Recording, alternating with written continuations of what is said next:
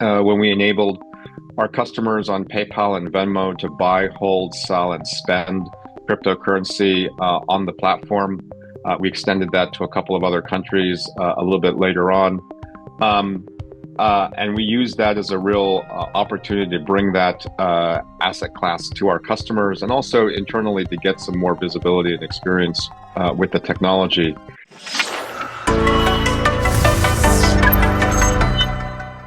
This content is brought to you by BitGo, which is one of the top crypto custodians in the crypto industry. BitGo works with many big companies and brands, such as Pantera Capital, Bitstamp, and Bitcoin IRA. Nike also selected BitGo to power its wallets for its NFTs. And BitGo has many great services, such as hot wallets, custodial wallets, self-managed cold wallets, and NFT wallets. Many institutions trust BitGo with its top-level security and incredible services such as being able to deploy your capital while it's in custody, which includes lending, borrowing, trading, staking, DeFi access, and more. If you'd like to learn more about BitGo, please visit bitgo.com, link in the description. Welcome into the Thinking Crypto podcast. I'm your host, Tony Edward, and my guest today is Edwin Aoki, who's the CTO of PayPal's blockchain, crypto, and digital currencies unit. Edwin, great to have you on. It's great to be here. Edwin, I am very excited to speak with you. PayPal is doing some amazing things as it relates to crypto. And of course, you have a stablecoin, PYUSD. I have a lot of questions for you around these things. But before we get there, tell us a bit about yourself, where you're from, and what's your professional background. Sure. I've been here at PayPal for a little over 14 years now, which seems like forever. Been in this role for about coming on 5 years of that. Prior to that, I was PayPal's chief architect, looking over architecture and enterprise technology across all of our divisions and business units. Before that, had a lot of fun times at Netscape, which was acquired by AOL, was there for a while. Intuit, Apple, a few startups here in Silicon Valley. Got to be sort of in and around a lot of fun, pivotal moments in the dawn of the consumer internet. So it seems you've always had a passion for tech. You were in Web 1.0 into Web 2 and now Web 3. Yeah, that's right. We didn't think of it as Web 1.0 back then, but yeah, I sort of fell into that, and I've been really fortunate to be with a number of really smart people and a number of really what turned out to be influential companies in the space. I've interviewed quite a few alumni from Netscape, and of course, you have Mark Andreessen, and these folks have A16Z. But it's Yeah. amazing how many people from Netscape are here building. Mike Belshi, and the name goes on. Bill from Abra, and much more. Yeah, I think that a lot of that stems from some of the idealism that a lot of us had in those early days around really being able to democratize what was at the time communications and publishing, and that sort of extends naturally into ultimately democratizing financial services and identity and other areas that I think blockchain and crypto really touch on. Mm. So, do you see that this space, this technology of blockchain, is indeed Web3? That this is what Web3 will be about, things being tokenized, value being tokenized on the blockchain, the ability to transact with blockchain and so forth. Yeah, I think actually we're still probably pretty early on in the evolution of Web3, and these the kinds of things that often aren't really apparent until after you get a little bit further out. I don't think that we thought Web 2 was Web 2 until Web 3 came along. Yeah. So, clearly I think there's a trend there in terms of decentralization, distribution, really also looking at sort of where um, technology and innovation comes from in terms of the north-south divide. But I don't know that we'll really know exactly what sort of the heart of Web3 is until we're a little bit, maybe even until we're a little bit further out of it, and we get to look back with a little bit more perspective. Yeah, that's true because oftentimes you don't know what's going to stick and what's going to get adoption, right? There were so many ideas in Web 1 and Web 2.0, but it's kind of you have to look back in hindsight and say, "Oh, I see this is what worked and what consumers wanted." Yeah, that's right. I mean, I think that for a while there, a couple of years ago, NFTs were supposed to be the big thing of Web3. Those might come back because certainly being able to have individual sort of digital goods is important, but that seems to have died down a little bit at the moment for obvious reasons. A lot of the talk is around Bitcoin. But whether or not that ends up being the defining aspect of Web3 or there's something else, I think that we'll know a little bit more in the rearview mirror. Hmm. What was your first encounter with Bitcoin or crypto, and what was your aha moment? Yeah, actually, I think it was my husband that introduced me to Bitcoin a long time ago. I will admit that at the time, I saw it really as a store of value, a commodity, much like gold or other kinds of assets. And, I thought it was interesting, but nothing particularly revolutionary at the time. In my previous role as PayPal's chief architect, I had the privilege of overseeing our sort of Horizon 2 research and innovation unit. And there we started looking at blockchain sort of as a core technology, really around that distributed data and decentralized computing model. And we started getting really excited about that, um, not just for value exchange and crypto, but really around a number of different axes. And I think it was there when it really started to come together that in addition to the ethos of decentralization, that the speed, the lower cost, the transparency, the programmability of this could have real um, dramatic implications for payments. And obviously, PayPal is a payments company. We're really interested in being able to understand what's coming next in this space and being able to lead that space. And I think that sort of those two things together really sort of brought it home that hey, here was a foundational technology that was sort of interesting in and of itself, but there were also some really important use cases that could enable that suddenly made it real. Mm. Now, PayPal has been ramping up your efforts around crypto and blockchain and so forth. Can you give us an overview of all the different initiatives you guys have running? I know there's crypto trading, stable coins, and if there's anything else that you want to highlight. Yeah, sure. So, we started to get into this space in the retail context in 2020 when we enabled our customers on PayPal and Venmo to buy, hold, sell, and spend cryptocurrency on the platform. We extended that to a couple of other countries a little bit later on. Um, and we use that as a real opportunity to bring that asset class to our customers and also internally to get some more visibility and experience with the technology. And that really led up, I think, to 2023 when we launched PayPal USD, our stablecoin that you mentioned, which we call PYUSD, which really sort of culminates the thinking around our view that digital assets and digital currencies can be a real game changer in the payments space. And since then, we've been really, I think, proving that out through a number of use cases and applications.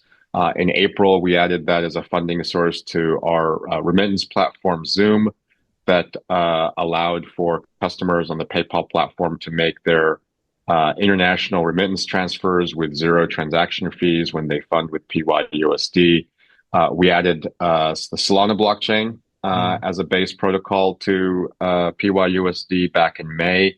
That brings sort of a different set of runtime characteristics around speed and cost and scale to the platform.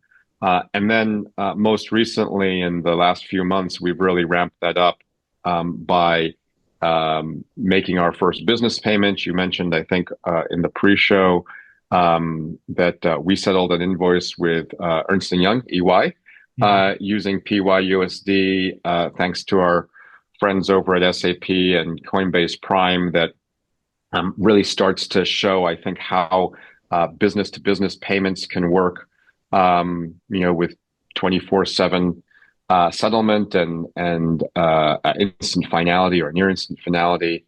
In a broader context, we added ENS support. I think also in September it was. We launched the buy, sell, hold product for our merchant base in the US. And then just this week, we have started to use PYUSD with our distribution partners on Zoom, starting with Cebuana and Yellow Card, to allow for that behind the scenes leg of funding those those international remittances, to operate on these more efficient, more cost effective settlement rails. Now, I know some people are going to listen to this and they're going to say, wait a minute, I've used PayPal over the years. Well, why do I need a stablecoin? What is their purpose? And why does PayPal even need that? They have so many customers. They're doing so many millions of transactions with merchants and users. And I know the answer to that, but I want to make sure folks who are new to this asset class, they understand the behind the scenes, how the sausage is made, that what's the problem being solved with digital assets and stablecoins. Yeah, I mean, I think it's a great question, Tony. And if you think about folks that use PayPal, particularly in a lot of the developed world, you already experience the benefits of having what appears to you to be instantaneous settlement, a digital wallet that works most of the places that you want to be able to transact. And to have the speed and safety and convenience of something that just works with a smartphone in your pocket. When we think about PYUSD, we think of it in some sense as sort of taking that balance that people really know and love about PayPal and being able to tokenize that and externalize that outside of the PayPal platform. So even though we may want PayPal to be available to every single person on the planet, the reality is that at the moment, not yet. What we can do with PYUSD, though, is that we can start to bring some of the convenience, some of the form factor and the ability to be able to move funds quickly and easily across different sets of payment rails around the world to a larger group of individuals, people who either may not have access to PayPal, people who may not choose to use PayPal, or entire industries and verticals which today might not think of PayPal as their first choice. So I mentioned the business-to-business payment that we made with EY. Typically today, a huge amount of the commerce transactions that happen between enterprises don't use PayPal. They don't, in fact, use digital settlement rails for the most part at all. They're still using wire transfers or bank payments or invoices and money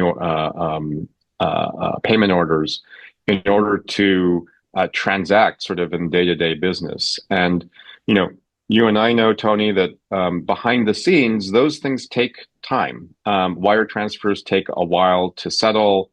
They can be expensive, particularly with small businesses. They can lead to cash flow and sort of money movement challenges as they work their way through the financial system. And we think that stablecoins really offer an alternative that streamlines that ability and really makes it easier for businesses and individuals of all sizes to be able to have greater control over their assets and really experience the benefits of something like PayPal in a much wider realm.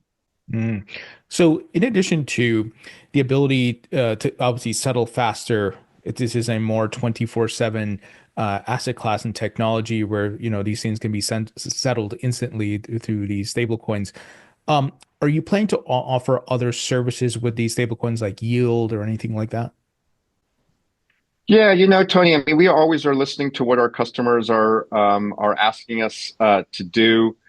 We obviously start with a view that is really coming back from those customer needs, and for that we really use that to focus on some of the key things that we've introduced in the last year around commerce, being able to move to a faster transaction settlement time with lower network fees on Solana, creating greater utility around payment-based interactions, really streamlining a lot of these things behind the scenes so that we can make payments easier for customers.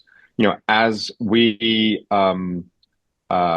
hear more from our customers as we get greater clarity in the regulatory markets, and as we look to all the innovation that's happening in the industry. We'll obviously look at new features that are going to bring new kinds of benefits and new kinds of opportunities to the market. Mm. And you mentioned moving to Solana. Are there plans to add other blockchains, given that, it seems we're headed to a multi-chain world? There won't be one blockchain to rule them all, so to speak. Yeah, I mean, we started PYUSD with the intention of being multi-chain. Obviously, we love the Ethereum community and ERC20s. We started there because of the distribution and the wide developer support and the innovation that happens there. We knew at the time that we also wanted to be able to bring in alternatives that had lower network fees and higher throughput that would be needed for settlements. We were also really enamored with the work the Solana Foundation did on token extensions, which we think are really important technical aspects that help bring features like greater privacy and greater programmability in for payments, which we think will be important. And as we hear from our developer communities, from our customers around the other environments and ecosystems that they want to use PYUSD in, obviously, we'll consider that. We're in conversations all the time with pretty much everybody in the ecosystem, as you might imagine. And we'll see what comes out of that. Mm. Now, with regards to market share, Edwin, I mean, I think it's no secret there's a race now with stablecoin issuance, and everyone is trying to launch their own stablecoin. Yeah. And obviously the leader, so to speak, if you want to call that right now, is USDT. It has been for a long time. Then there's USDC. How are you planning to get more or steal market share from those folks? It's actually really great to see, I think, the validation of stable coins. And I think, really the industry really coming to the same kinds of conclusions that we came to a while back around the utility of this and the ability to really start thinking about payments use cases. Because again, a lot of the stable coins that and the conversations that are happening now have been around the utility of stable coins rather than the store of value that a lot of the discussion was a couple of years ago, even in the space. It might surprise you that market cap and market share is not the primary thing that we're going for with PYUSD. Really, we set out to do this as a token for payments, as a way to move value around. So we're much more interested in being able to drive movement of the token. We're much more interested in the use cases like around the EY or Solana and Yellow Card, where folks are using PYUSD to solve real problems in the payments and commerce space. Naturally, we think that as that picks up, that the market share will come from that. But our primary focus is really around these utility applications and being able to bring this into the movement of real world value, and then market share we think will come secondarily from that. Yeah, absolutely. I love what you said about solving, real world problem, and obviously you have a large customer base already. And are you talking to other enterprises like EY and looking to do pilots and things like that? Absolutely. I mean, I think that, what we showed with SAP is the ability to really start invoicing and thinking in a fully digital realm. I think it's really been instructive for us. SAP, I think they have all of the Fortune 500. If not all, then certainly a substantial majority of that. And I think that one of the things that's really interesting for us around that is that we're looking to bring PYUSD and digital assets into places where people already are.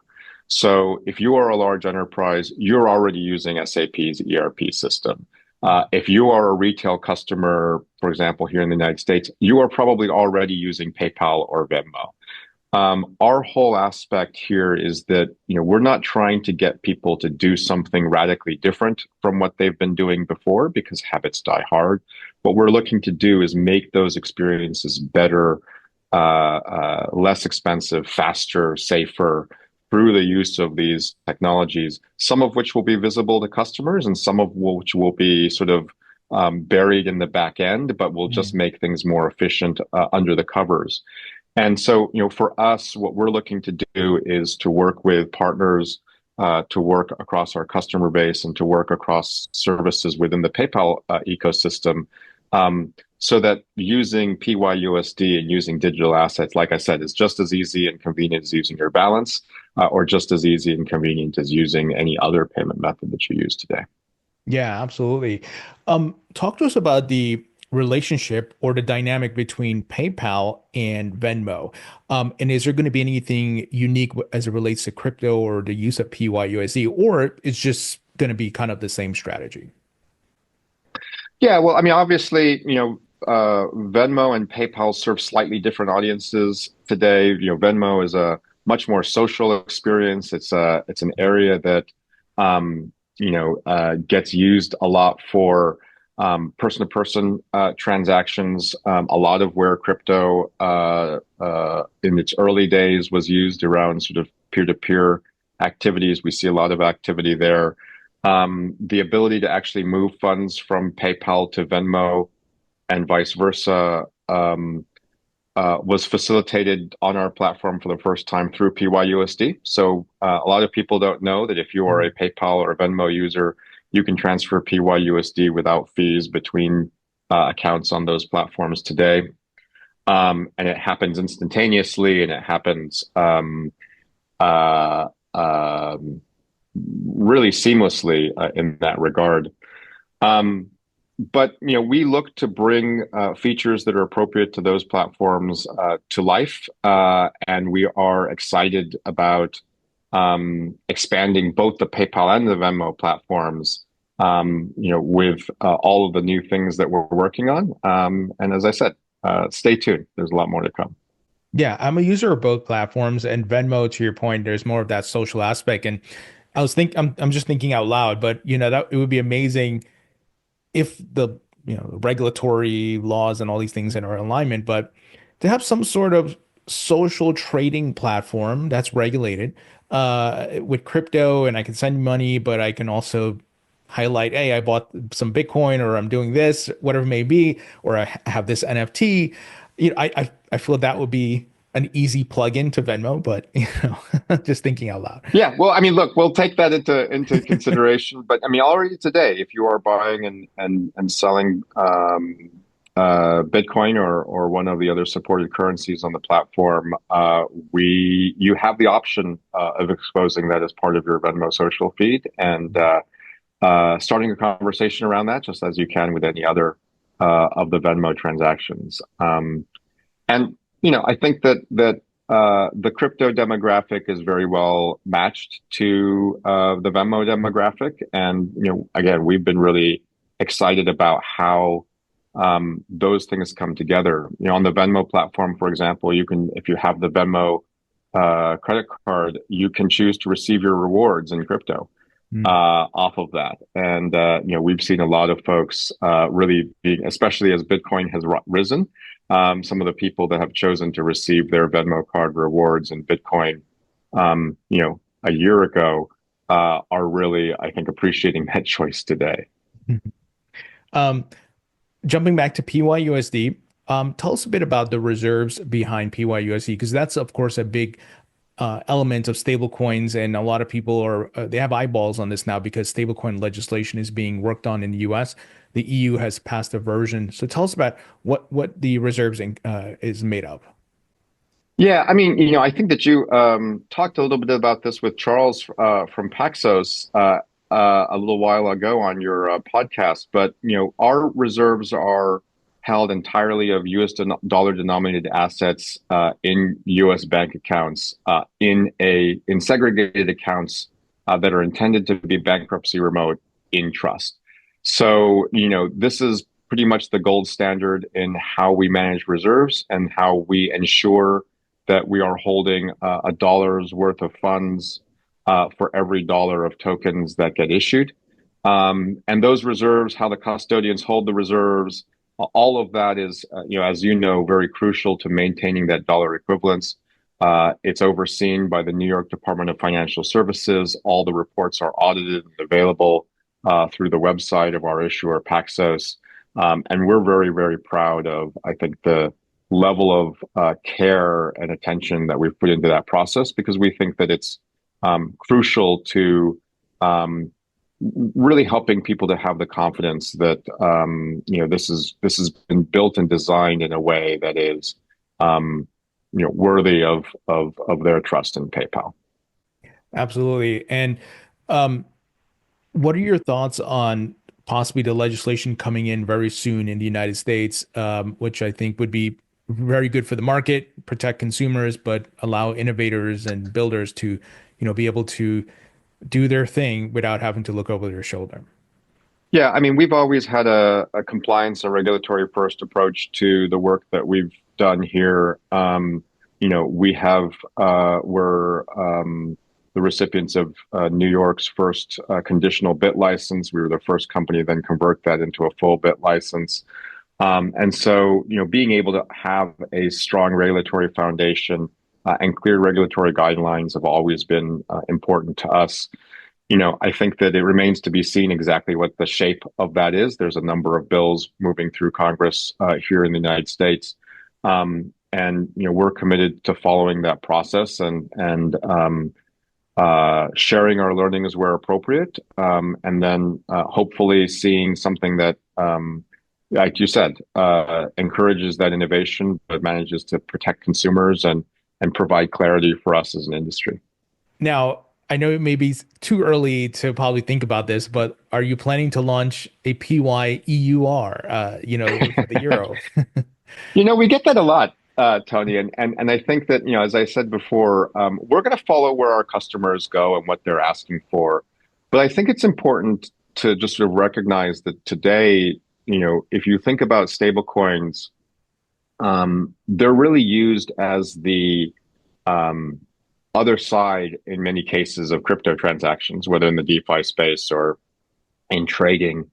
And our ambition is to really use stablecoins as part of global commerce. And today, both of those use cases are primarily denominated in dollars. So the liquidity is deepest on crypto between, for example, Bitcoin and USD versus Bitcoin and Euro or Bitcoin and Yen. So most of the trading happens in dollar-denominated exchanges and dollar-denominated pairs.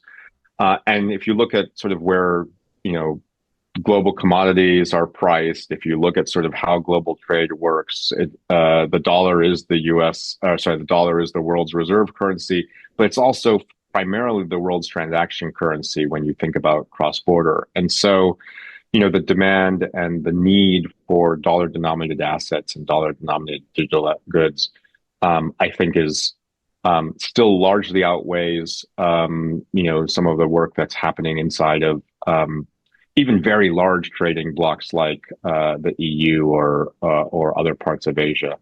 And so I think that we will continue to serve that space, and as the need and as the desire for more regional or local currencies comes on board, we will absolutely respond to that. But right now, I think that the biggest area of opportunity and the biggest area of demand is in dollars.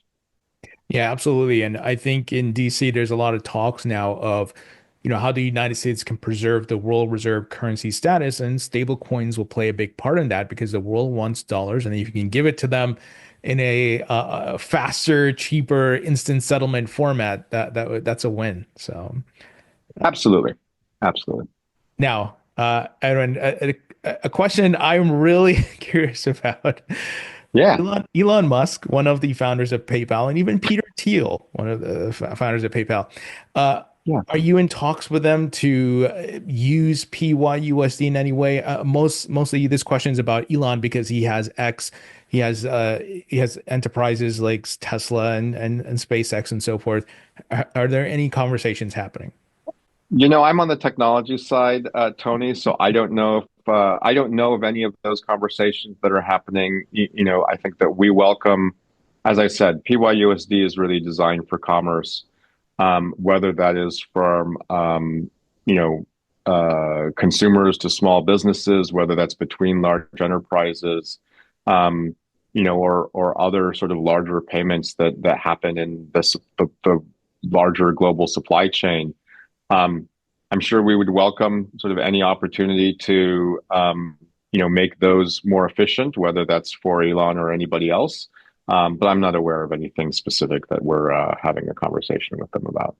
Well, as a user of PayPal, Venmo, and X, if I could tip someone in PYUSD on X, hey, great tweet or great information, or send somebody some money instantly with PYUSD, I would be using that product. So, Well, fair enough. It's really interesting that you mentioned that, Tony, because we had a PYUSD hackathon a little while ago.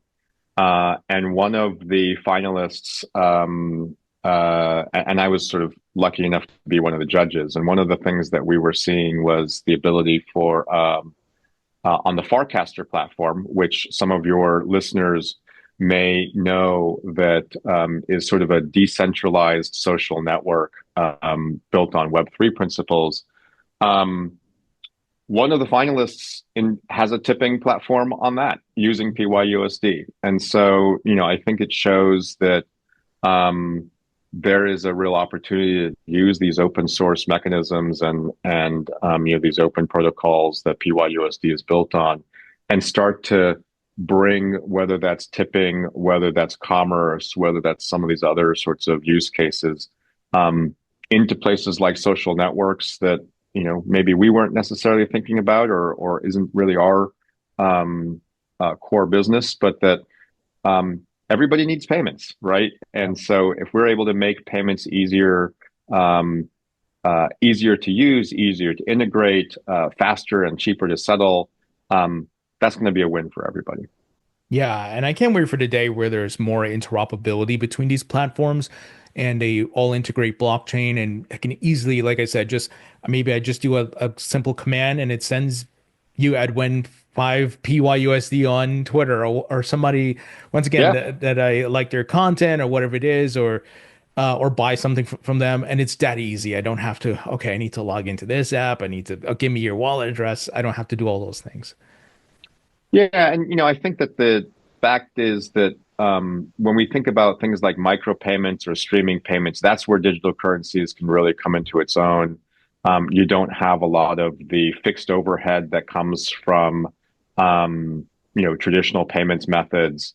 Like you said, it can be instantaneous, and so you can really get that feedback loop going much more readily. You don't necessarily have to have accounts and subscriptions set up in advance, and so. Yeah, we really do see that there's an opportunity, I think, particularly in the creator space, particularly in social, that digital currencies can really start to move value in a much more effective way that's matched to sort of the internet and matched to the distribution of media and content today. Um, and we're starting to see some of that happen. Love to see more of it. It would be great to start to be able to have tips coming into your podcast, Tony, with PYUSD. For sure. Maybe sometime soon. That'd be great. If if you guys are working on something that's you're into beta format, I would love to help test it out for you. So keep me in All mind. righty. All righty. We'll do that. Now, a more macro view question here. What does the future of payments look like for PayPal? And you touch a bit on it, right? And web monetization, micropayments, and things like that. But with stable coins, with digital assets and so forth, what do you I guess let's put a timeline on it. How do you see this market in 5 years? Yeah. I mean, I think, Tony, if you'd asked us 5 years ago whether or not we'd be looking at Bitcoin pushing 100K today, I don't know that we would have predicted that. So that's a pretty long time frame in this business, as you know. We've been always about being able to offer our consumers and merchants choice. And so we want to have the maximum amount of flexibility in how people choose to pay for things. We want to have our merchants have the ultimate flexibility in how they choose to get paid. And PayPal acts as the sort of universal translation layer that removes all the friction between those two choices. So, whether that is across borders, whether that is across currencies, whether that's across payment types, PayPal is really in the business of really making it easy for those senders of value and receivers of value to come together and take all that complexity out of the middle of that. We see that PYUSD is a really important enabler for that because, as we've talked about, it enables for that connection to happen faster, cheaper, safe, more transparently. It allows for greater programmability along the way so that you can really see cause and effect and really interesting use cases that are maybe triggered by supply chains or triggered by other sort of events that are happening outside payments, but inside sort of greater commerce sphere. And we see that PayPal can be that enabler for merchants, for consumers, as we've always done, to sort of eliminate all that complexity along the way. So, one thing that you might imagine, today, when you think about, you get an Amazon package at your door, and the way that you know that you got that package is because you get an email with a photo of the package. You can imagine actually that, through greater integration with blockchain-based supply chains, that that full logistics path can be tracked all the way to your door, and you are not really relying on the delivery drivers sort of being able to take a photo and send it to you. But when that package is delivered, your payment can instantly be transmitted. And that can actually flow all the way back through the supply chain to the original producer of the good. And because that happens instantaneously or near instantaneously, you remove a lot of the inefficiencies around, you're able to get to a much more just-in-time payments, a just-in-time manufacturing chain, a just-in-time economy that removes a lot of the inefficiencies around capital capture, around cost of payments, and around these delays that sort of happen and are built into the way that payments works today. And I think that when we can get there, we have better cash flow for small businesses. We have much more predictability and visibility for consumers. And the payment system just works better for everyone. And that's, what we're in the business for. What are your thoughts? And this is another macro question, but it's, AI and robotics and so forth. In this more digital world we're headed in, and more technological world where things are going to be automated, it seems there's a perfect timing here because you have blockchain, you have stablecoins and crypto, which can help facilitate payments maybe between AI agents or robots, what Elon's doing with all these things. Do you see crypto, playing a big role in that economy, so to speak? Absolutely. I mean, I think we're really bullish on AI here at PayPal. But to your point, you can't give a chatbot a credit card, right? And even if you could, sort of how you're able to really tie payments at the speed of the internet with the activities that those autonomous agents are starting to perform on your behalf. There's a mismatch. There's an impedance mismatch there between sort of the speed and the mediums that are used for payments today, and what we need in a truly connected sort of autonomous world. And so, there are a number of companies out there that are starting to look at crypto for agent-based payments. If you go tell your LLM-based agent to go make a purchase for you, or to book a trip, how are they going to pay for that, right? And how are they going to be able to carry out your instructions to the extent that commerce is involved? And so those are the kinds of things that I do think that the programmability of these tools really starts to enable. They're much more easier to integrate. Like I said, settlement happens instantaneously, and so you don't have to worry about a lot of the um, sort of forward on delays and other sorts of things that payment systems traditionally have to think about. And that just makes it a much more seamless and natural environment for these agents and the developers of these agents to work in. So yeah, we absolutely see a lot of potential there, and we're committed to working with the ecosystem to flesh out these use cases when they come in. We'd love to see traditional PayPal partners like Uber or DoorDash or others as they start to go more into these areas around autonomy, to see how that plays out. Mm. What's on your roadmap for the remainder of 2024 and maybe early 2025? Well, again, we're going to continue to build out these use cases around both business and retail aspects. We're going to, you know, build out the capabilities that we think and that we're hearing from our customers that they're looking for. And our goal is going to be to continue to make PYUSD the best possible stablecoin for payments and value exchange across the global economy. Mm. Edwin, I got some rapid questions here for you. First, if you could Okay. create your own metaverse, what would the theme be? Where would you put Well, your Tony, you should know Oculus? that. Yeah, you should know that metaverse is my second least favorite word. The my least favorite word is glamping, by the way.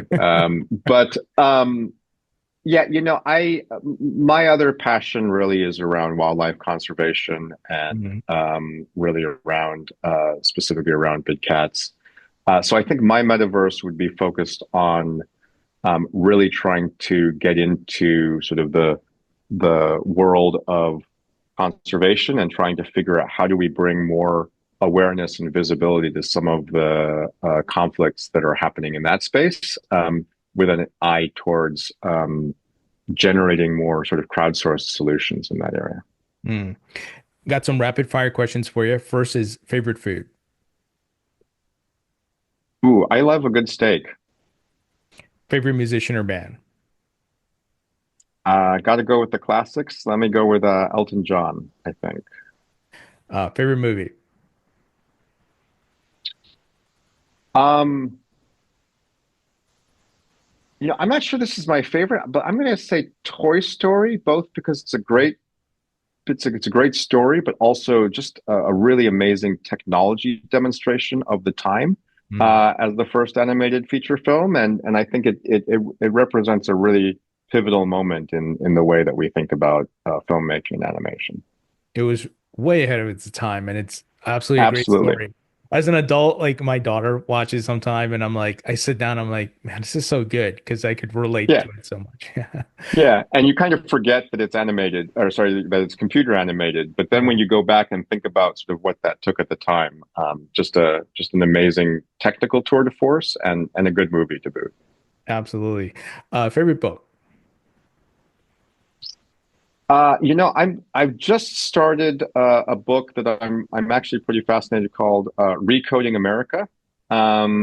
Jennifer Polka, I think it is, and it's about sort of how digital technology, not specifically blockchain, but really how do we apply technology into some of the problems that we're seeing across society and government, and what are the opportunities and responsibilities that we have as technologists in that space. I'll check that out. And when you're not working at PayPal, what are you doing for fun? Like I said, my other passion is big cats, and so I actually volunteer up at a retirement home for big cats, where we look after um, folks that animals that come out of the entertainment industry or other sorts of performance arts, and give them a good life after they're done with that, to live out their golden years. I love that. I'm jealous because I'm a big animal fan. I love cats, so that's really amazing. Come on by sometime. I'll give you a tour. I will definitely take you up on that offer. Edwin, absolute pleasure chatting with you. Thank you so much. I really love what PayPal is doing, and I have to have you back on because you guys are certainly doing a lot of cutting edge things. Thank you so much for joining me. Thanks for the opportunity. It was great to be here.